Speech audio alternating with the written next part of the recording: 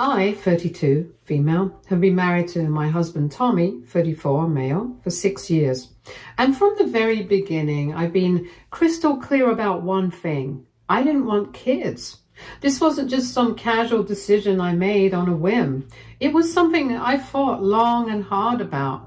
I've always been career focused. I work in corporate law and I absolutely love it. On top of that, I've always been big on traveling and enjoying my freedom. And honestly, I just never felt that deep maternal instinct that people talk about. I firmly believe that if you're going to bring a child into the world, you should do it only if you can love them with your whole heart and soul. For me, that wasn't something I could promise, and I didn't want to risk it. When Tommy and I got married, he was completely on board. He never pressured me about it, and we built a pretty amazing life together. We've traveled all over, we've got our routines, and we've worked hard to create a life we genuinely enjoy. And for the most part, it's been smooth sailing. The only real hiccup? My mother-in-law, Margaret, 58, female. From the very first time we met, she made it painfully clear that she didn't think I was proper daughter-in-law material. Why? Because I didn't want kids. Margaret's the kind of person who believes that a woman's ultimate purpose in life is to be a mom. And since I wasn't fulfilling that role, she treated me like I was some sort of defect. Every single family gathering turned into an inquisition. She'd ask, "When are you going to grow up and give Tommy the family he deserves?" Or, "Don't you think it's selfish to deny him the joy of being a father?" And it wasn't just the questions. Oh no. She sent me articles about women regretting not having kids, casually left brochures about fertility clinics around her house during visits, and even tried convincing Tommy that he was throwing away his legacy by staying with me. It was exhausting.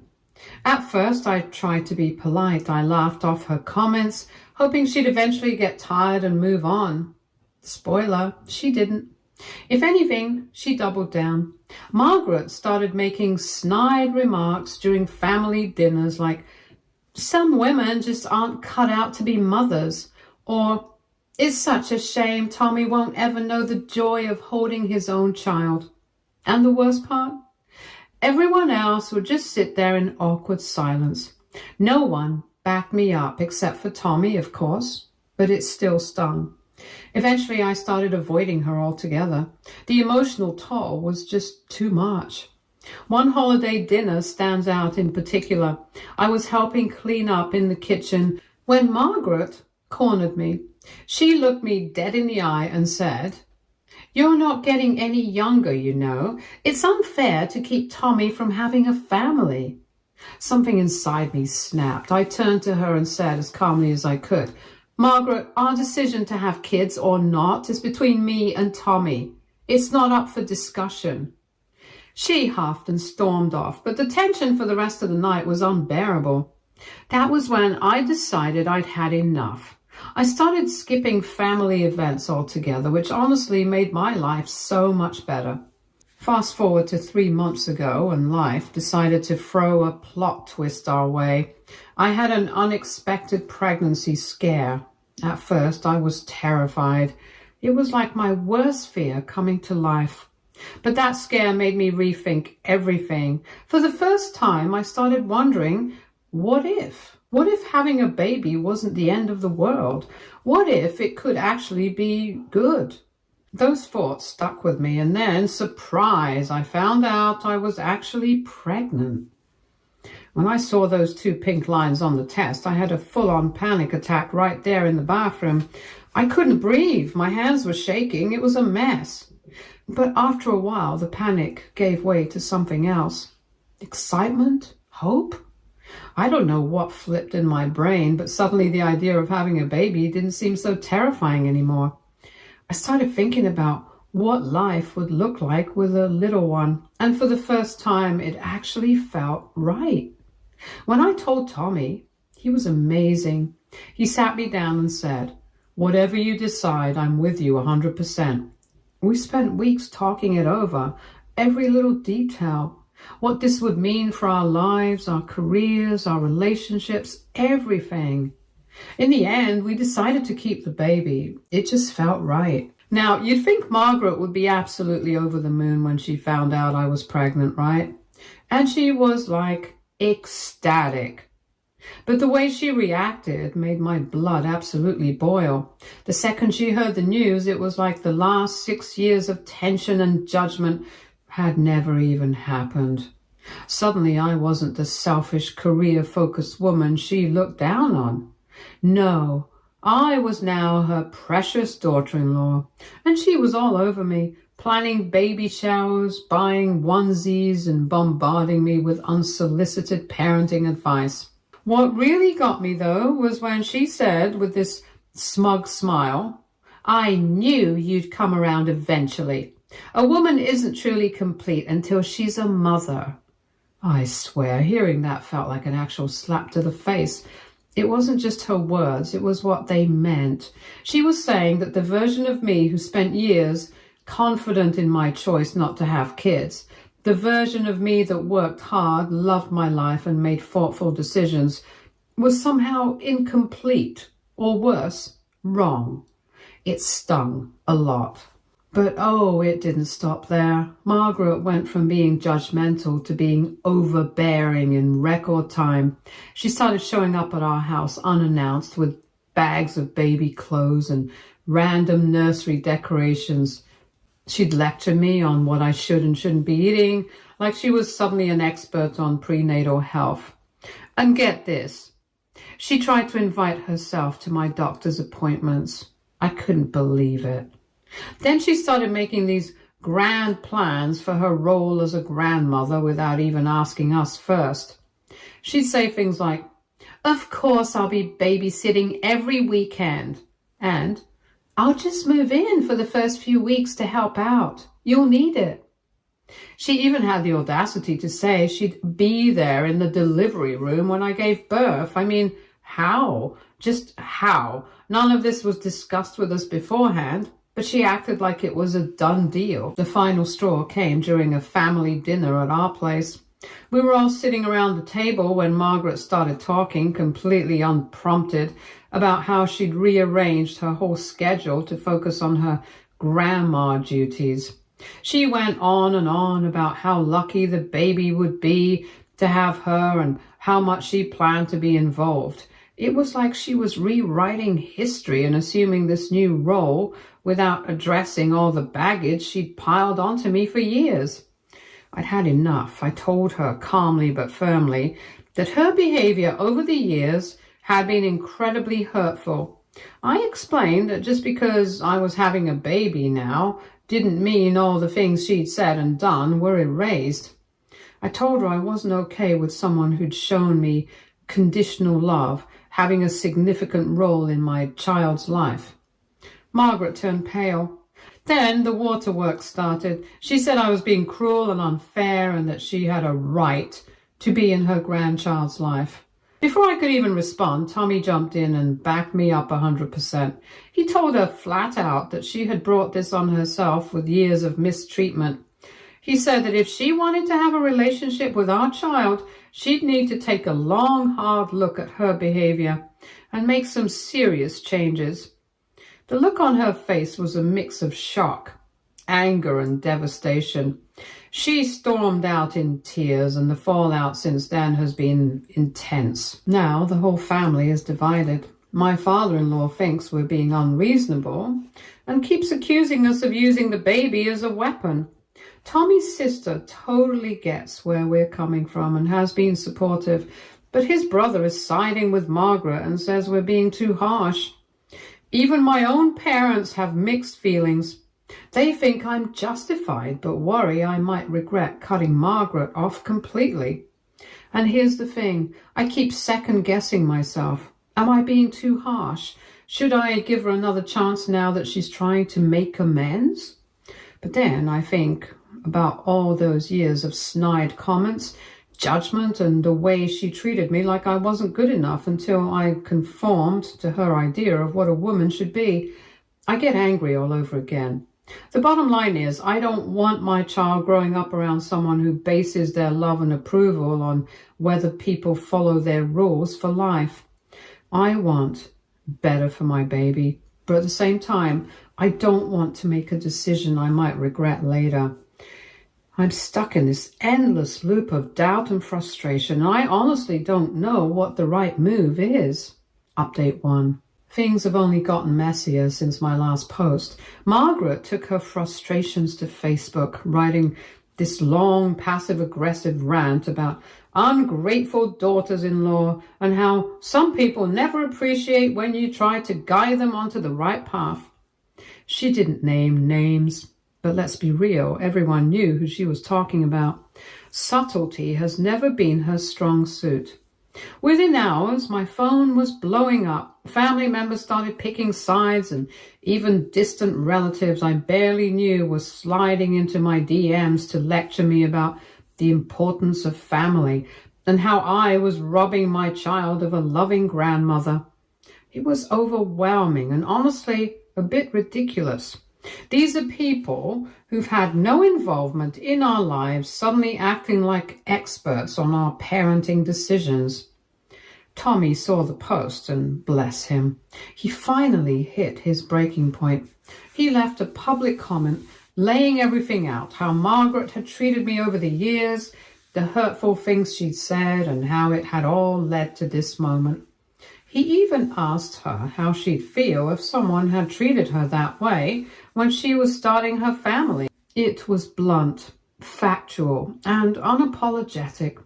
Within a few hours, the post was deleted, but not before it caused a family-wide meltdown in the group chat. What followed was less of a conversation and more of a full-on reality TV show.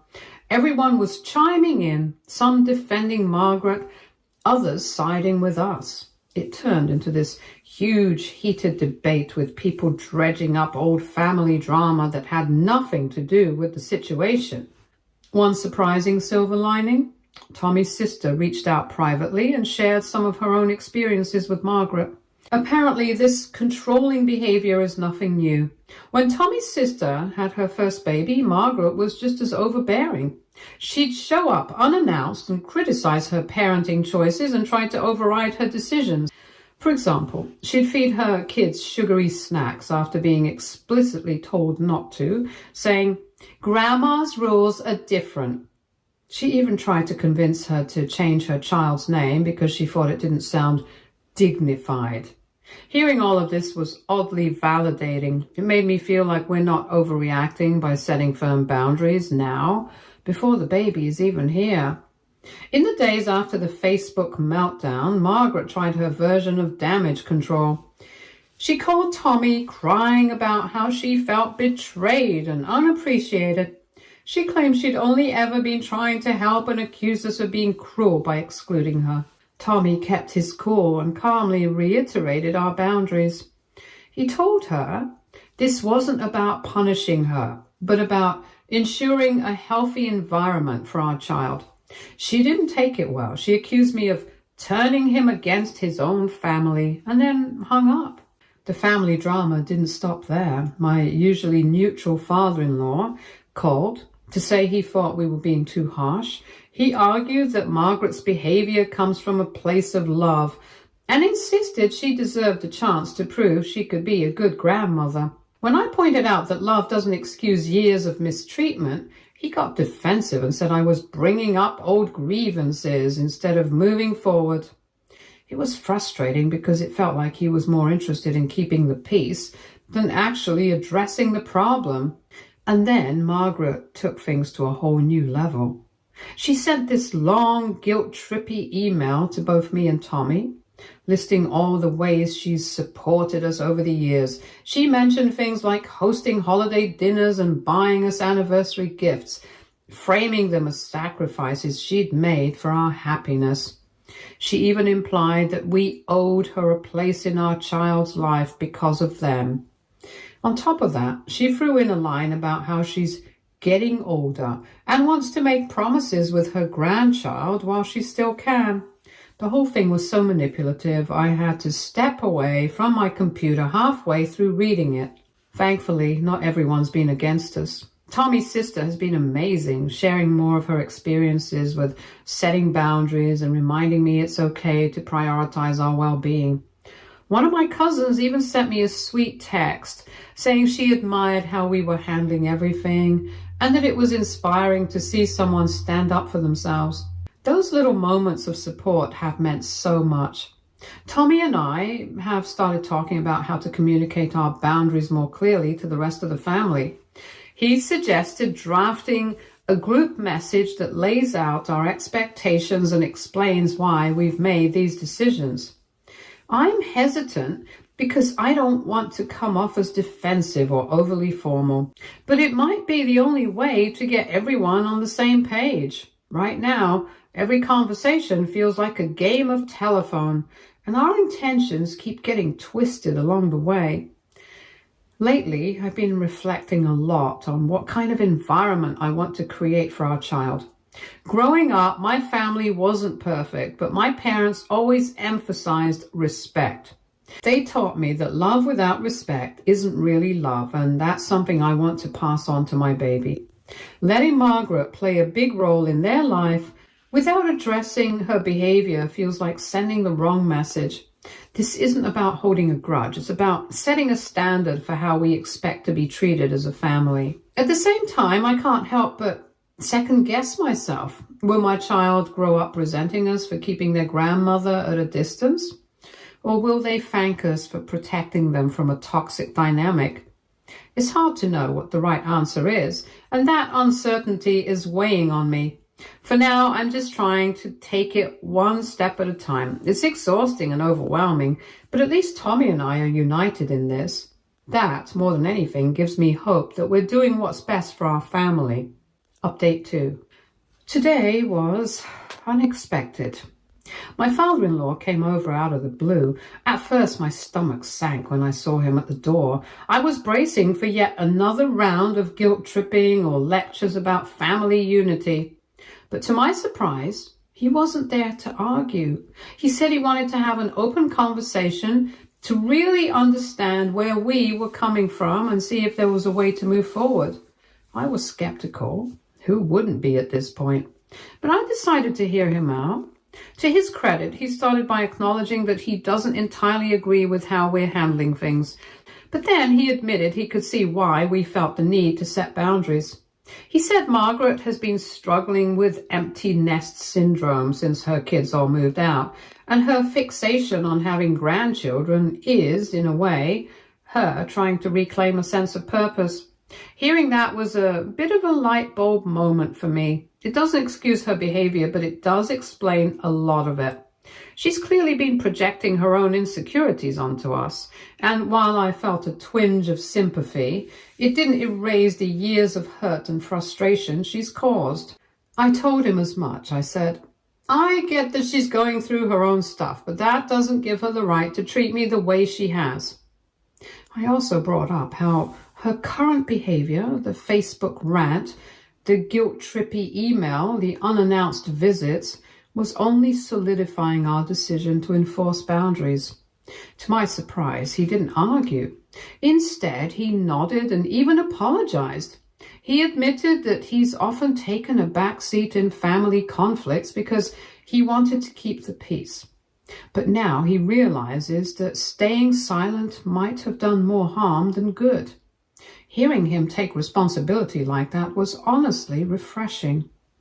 As we kept talking, the conversation shifted towards solutions. He floated the idea of a compromise. What if Margaret agreed to go to family therapy with us and genuinely worked on making amends? If she showed that she was willing to change and build a healthier relationship, then maybe we could start fresh. At first, I was hesitant.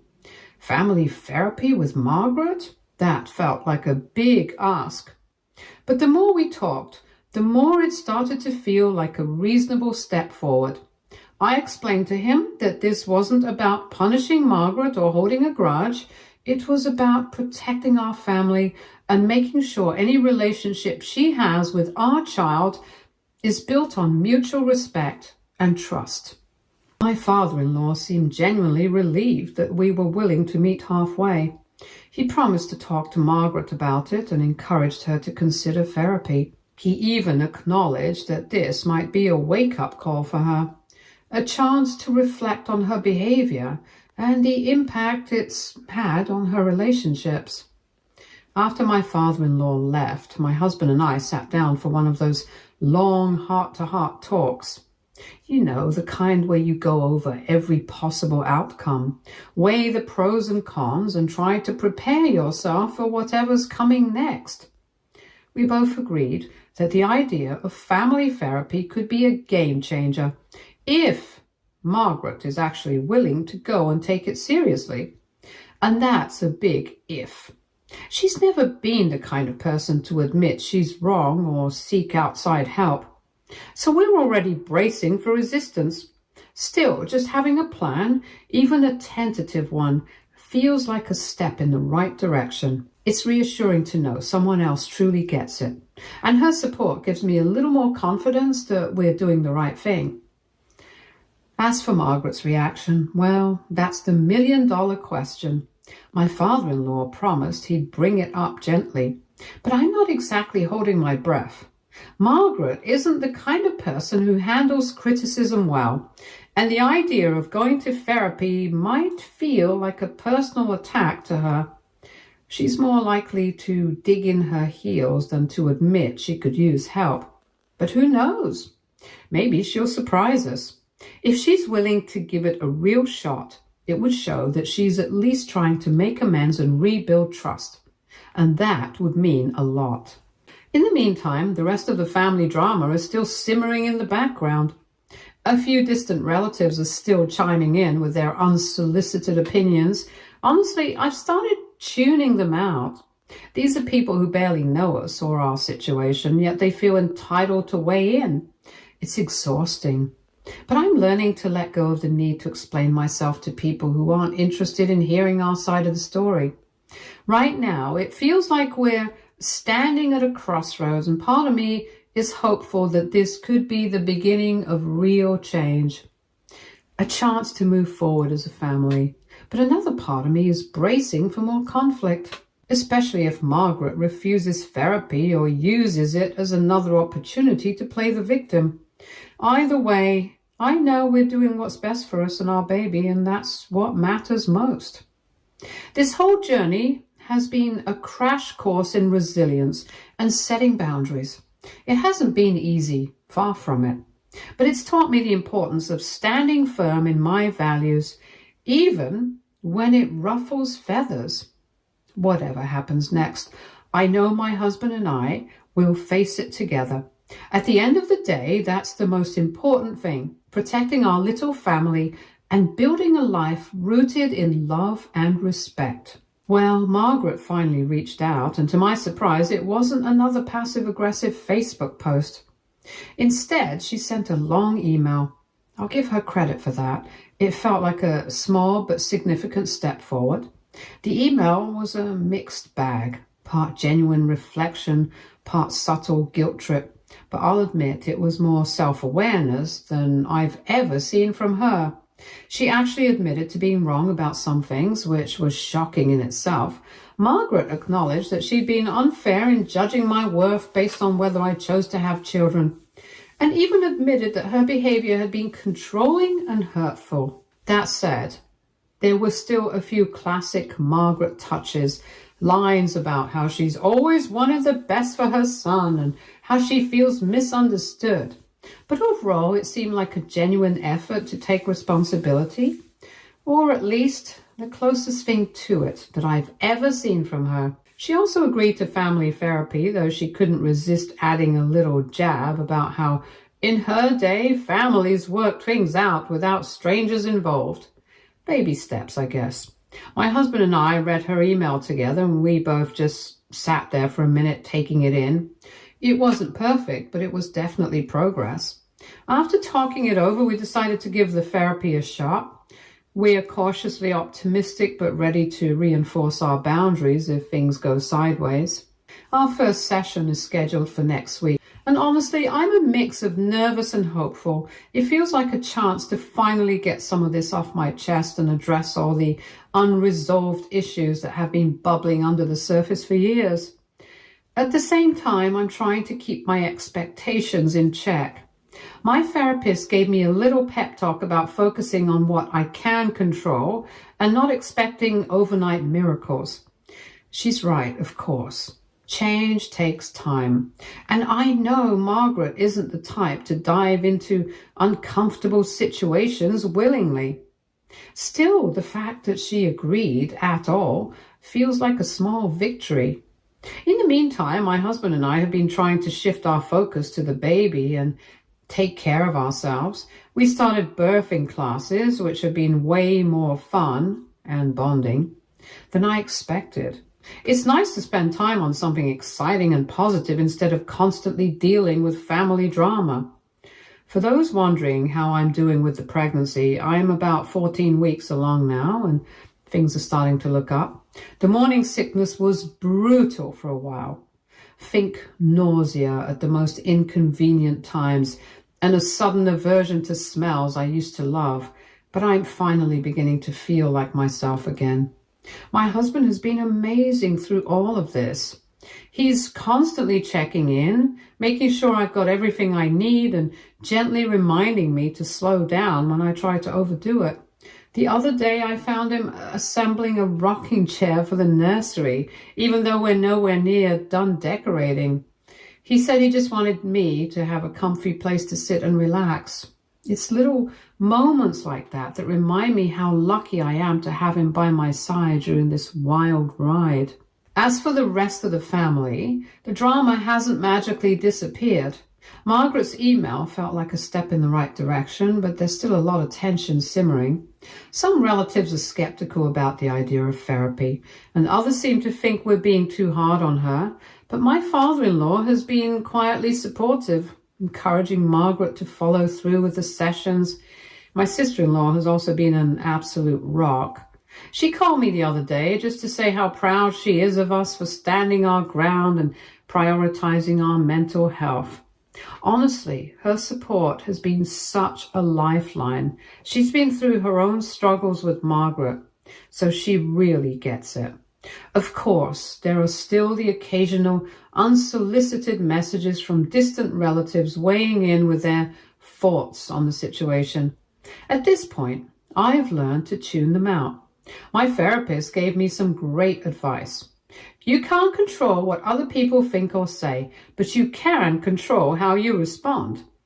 That's become my mantra whenever I feel myself spiraling. It's not easy, but it's been incredibly freeing to let go of the need to justify myself to people who aren't really listening anyway. Right now, it feels like we're in this weird holding pattern, just waiting to see how the therapy sessions go and whether Margaret is really willing to put in the work to rebuild trust. I'm cautiously optimistic, but I'm also prepared for the possibility that things might not change. Either way, I know we're doing the right thing by addressing these issues now before our child arrives. This whole experience has been a roller coaster, but it's also taught me a lot about resilience and the importance of standing firm in your values.